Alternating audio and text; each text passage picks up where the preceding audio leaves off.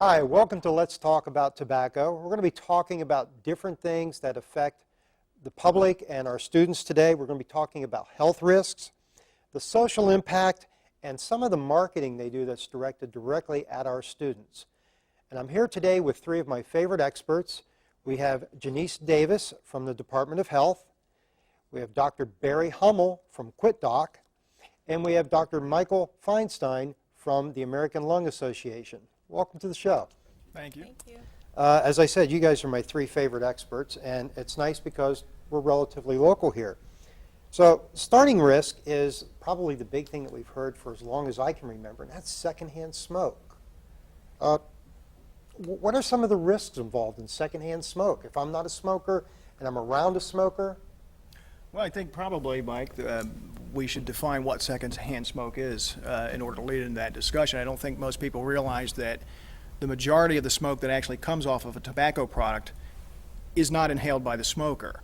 And that's an incredibly dangerous, toxic milieu because it's unfiltered. And as Mike will attest, the primary filter is actually the lungs of the person smoking it.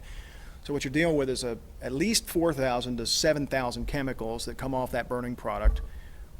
In excess of 60 of them are known to cause cancer. And so when somebody does this in a public place, that's actually being shared among everybody in that space. Wow. And that's why it's an increased risk to everybody involved.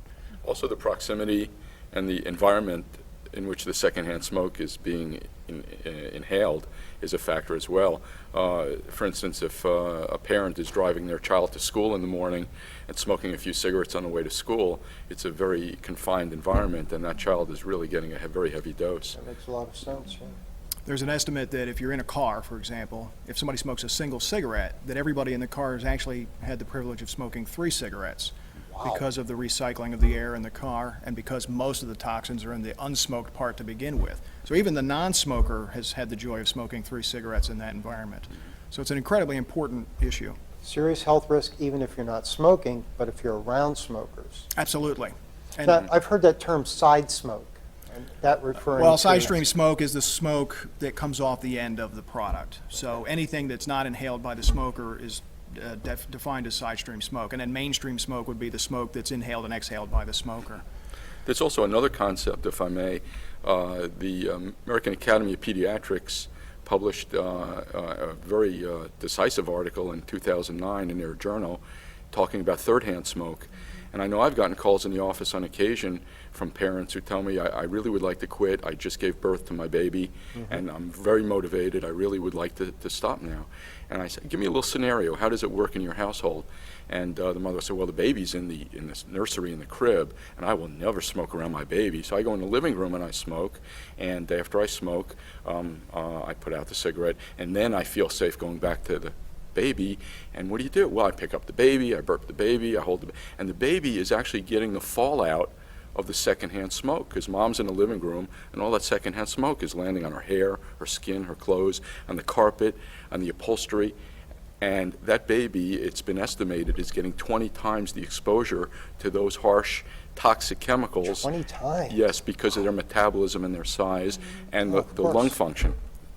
So that's a major issue as well. And not many people are even aware because it's a relatively recent finding and report by the American Academy of Pediatrics. I think it's also important to mention that there are very serious health consequences from secondhand smoke exposure, such as SIDS, sudden infant death syndrome, middle ear infection among children, asthma attacks as well. So there are actual health outcomes, and it has been shown to affect academic performance. So children who are exposed to secondhand smoke at home tend to perform lower on tests than children who are not exposed to secondhand smoke at home. So there are actual health and academic performance indicators as well. And those risks are at every age group.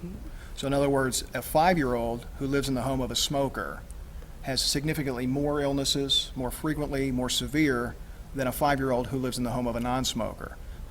You take 7-year-olds and compare it, it's the exact same thing. And it's all the way through adolescence. The younger they are, the more severe and more significant those problems are, but there's a disparity at every age group along the way.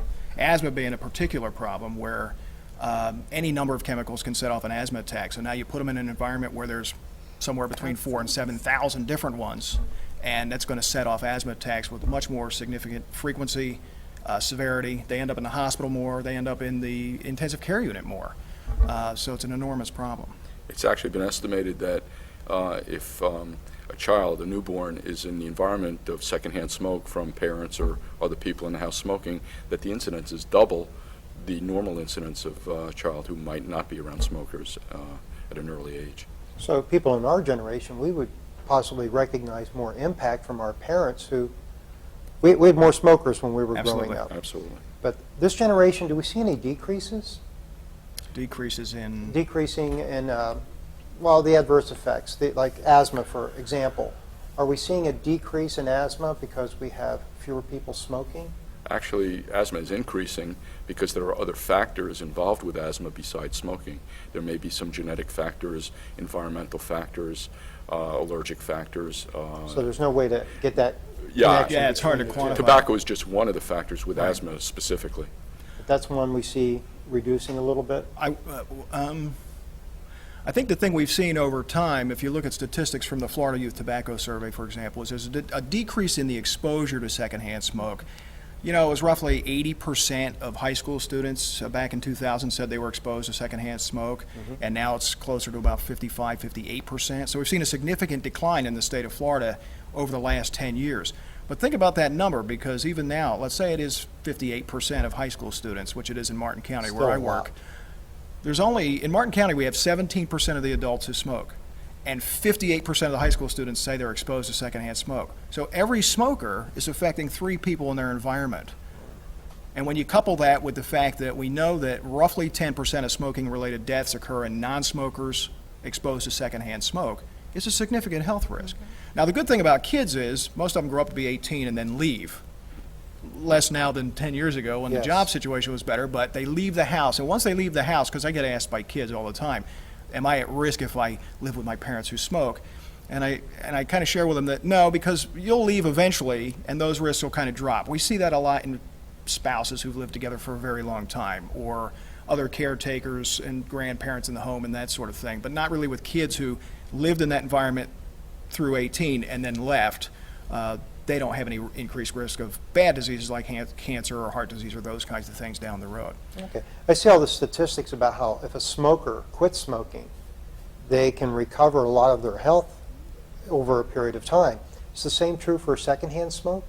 Yes. Reducing Oh, yeah. your Oh, exposure? yeah, sure. Absolutely. And remember, the exposure risk is cumulative over time. So the sooner you're out of the environment, the quicker you're going to return to normal things. Those statistics on how quickly you recover after you quit smoking are very interesting, actually.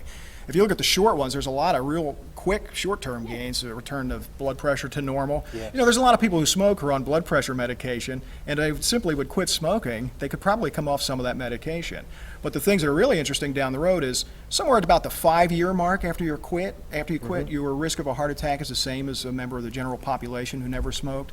Cancer is a little harder to quantify depending on your exposure, but roughly 10 years out after you quit, your risk of cancer, lung cancer in particular, is the same as that of somebody from the general population who've never smoked. So quitting is incredibly important because you get instant health gains and you get health gains for a decade to come. Yeah, you talk about risks associated with tobacco. You realize we've been talking for several minutes here, and this is the first you've mentioned cancer, which is what most people associate it with. So when we come back in a minute, we're going to be talking more about the risks of using different forms of tobacco and how it may affect you.